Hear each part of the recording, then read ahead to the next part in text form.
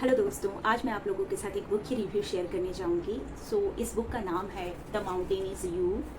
Here is the book. और इस book को लिखा है ब्रियाना वीस्ट ने। एक सेल्फ हेल्प बुक है जो आपको आ, अंदर तक खुद को इंट्रोस्पेक्ट करने में बहुत हेल्प करेगी। इस बुक की कुछ लाइन्स जो मुझे बहुत अच्छी लगी हैं वो मैं आप लोगों के साथ शेयर करूंगी, तो बने रहिए मेरे साथ। पहली लाइन है जो मैं आप लोगों के साथ शेयर करना चाहूँगी वो ये है कि you are going to have to get real with yourself. You are going to have to decide that you love yourself too much to stop settling for less than what you really deserve. बहुत ही बेहतरीन और deep meaning है इसमें। Means आपको खुद को इतना प्यार करना है कि आप उस चीज़ के लिए कभी सेटल ही ना हो जो कि कमतर है। मतलब आप जो रियली डिज़र्व करते हो आपको वही मिले। आपको इस लेवल तक खुद के लिए प्यार होना चाहिए।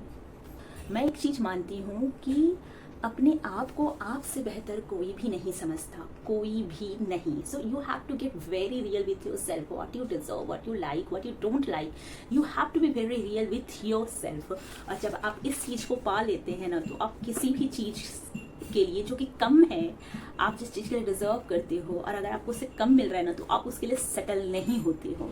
और यहाँ पे इस बुक में राइटर ने भी वही चीज़ लिखी है। These lines are so beautiful and I personally love this. The people who are meant for you are going to meet you on the other side. You are going to build a new comfort zone around the things that actually move you forward. Instead of being liked, you are going to be loved. Instead of being understood, you are going to be seen. मिल गया है मुझे अपना next paragraph. थोड़ा लेंदी है because मुझे इसकी सारी लाइनें बहुत अच्छी लगी हैं, तो मैंने इसे मार्क कर लिया है। तो अब हम इसके ऊपर बात करेंगे। Instead figure out what makes you feel best. Decide what combination of healthy eating, exercise and sleep is right for you and stick to it. Like so many things, healthy habits are best established gradually. हाँ, एक बात मैं यहाँ कहना चाहूँगी, हम बुरी आदतों को बहुत जल्दी कैच कर लेते हैं, बट अच्छी आदतें बहुत ग्रेजुअली बिल्ड होती हैं। तो अगर आपने किसी अच्छी आदत को पिक किया है और आप उसमें स्लो हैं, तो खुद को कभी कोसिए मत, because good habits actually takes time to get involve with you. So be consistent, be slow, and it will eventually inculcate in your lifestyle. Instead of trying to force yourself to take an hour at the gym at 6 a.m., try instead to do 15 minutes. Or perhaps swap out with a class you really enjoy, or go at a time that works better for your schedule. Look, हम लोग हर बार बहुत अपने दोस्तों में बातें करते हैं और हम हर बार जो होता है उनके साथ अपनी लाइफस्टाइल को कंपेयर करना शुरू कर देते हैं। अच्छा, वो ऐसा कर रहे हैं, वो 5 बजे उठ जा रहे हैं, वो जा रहे हैं, जिम कर पा रहे हैं, और हम उनसे अपने आप को कंपेयर करना शुरू कर देते हैं। एक चीज़ का हमें ख्याल रखना है कि हर किसी का बॉडी, टाइमिंग, लाइफस्टाइल, डिफरेंट चीज़ों को लेने का जो कैपेबिलिटी होता है वो डिफरेंट होता है। तो आपको खुद को जानना है, आपकी बॉडी टाइमिंग क्या है, आपकी बॉडी किस तरह से किसी चीज़ को रिएक्ट करती है, उसके अकॉर्डिंग आपको अपने शेड्यूल सेट करने चाहिए। और एक ही बार एक लार्ज गोल सेट करने के बजाय आप छोटे छोटे गोल्स सेट करो, तो वो ज़्यादा अचीव होते हैं। और लेखक ने भी यहाँ पे वही बात कही। Make it easy for yourself to succeed. Prep your meals or keep water by your desk so you can sip it throughout the day. Gradually recondition yourself to prefer healthy habits, ones that actually work for your lifestyle. अपने लिए जो भी आपने goal set किए हैं उनको easy बनाइए और ग्रेजुअली उसमें सक्सीड होइए। Everyone can relate with these lines. If you are doing everything you are supposed to be doing and yet you feel empty and depressed at the end of the day, the issue is probably that you are not really doing what you want to be doing. You have just adopted someone else's script for your happiness. अगर आप वो सब कुछ कर रहे हैं जो आप करना चाहते थे, बस के बावजूद भी अगर आपके अंदर एक खालीपन और एक रेस्टलेसनेस आप फील कर रहे हैं, तो एक बार शांति से बैठिए और सोचिए कि क्या सही में आप वो करना चाह रहे थे, या फिर आपने बस किसी की कही सुनाई या किसी की देखी हुई आदतें या उसके कामों को देख करके, हाँ चूंकि वो अच्छा लग रहा है इसलिए आप वो कर रहे हैं। तो इस पर ध्यान देना चाहिए, बिकॉज हर किसी की लाइफस्टाइल, हर किसी की ज़िंदगी के हैप्पीनेस की स्क्रिप्ट डिफरेंट होती है। Time most of the time guys हम खुद को ब्लेम करते रहते हैं, मैंने ये नहीं किया, मैंने वो नहीं किया, ये रह गया, वो रह गया।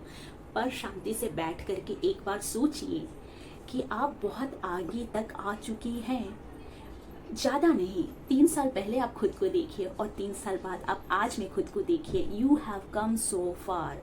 तो लेखिका यहाँ पर आपको खुद को प्रेस करने के लिए भी कहती है और कहती है कि take a moment and see how far you have come. You are not the person you were 5 years ago.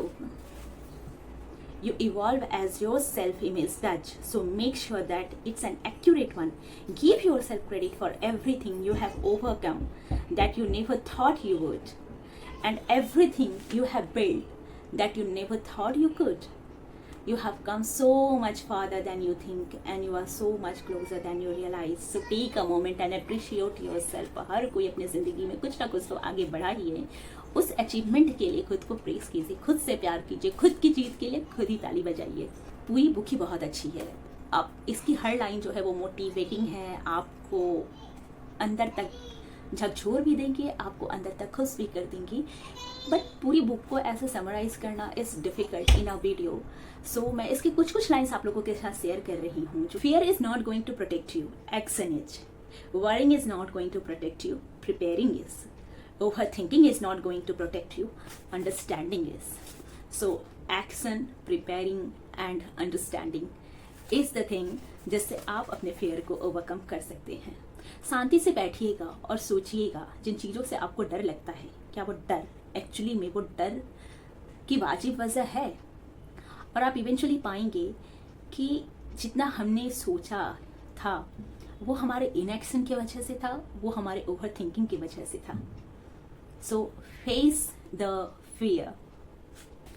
अंत में लेखिका इस बात पर जोर देती है कि finding your true purpose. The writer writes, moving forward isn't about getting revenge. बहुत बार ऐसा होता है कि हम किसी चीज से या किसी पर्सन से मूव फॉरवर्ड करने की कोशिश करते हैं, तो उस वक्त हमारे दिमाग में हमेशा यह ख्याल आता है कि उस पर्टिकुलर सिचुएशन या उस पर्टिकुलर पर्सन के अगेंस्ट हम कुछ कर दें तो हमें जो है हम आगे बढ़ सकते हैं, मूव फॉरवर्ड कर सकते हैं। बट राइटर यहाँ पे क्लैरिफाई करती हैं कि moving forward isn't about getting revenge, not at all. And the last phrase of this book which I wanted to share with you, think of life as something you can constantly learn from. जिंदगी को हमेशा इस तरह से देखिए जहाँ से आप हमेशा कुछ ना कुछ नया सीखना चाहते हैं या कुछ ना कुछ नया सीख रहे हो। Life is just beginning.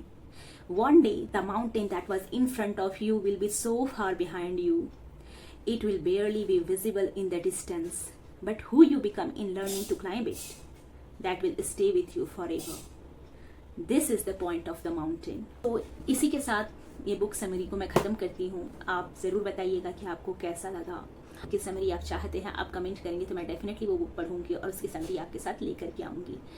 सो अगर आपको टाइम मिले तो आप इस बुक को ज़रूर खरीदिए और ज़रूर पढ़िए, और मेरे चैनल को सब्सक्राइब कीजिए, लाइक कीजिए और अपने फ्रेंड्स के साथ शेयर भी कर सकते हैं। बाय बाय, मिलते हैं नेक्स्ट वीडियो में।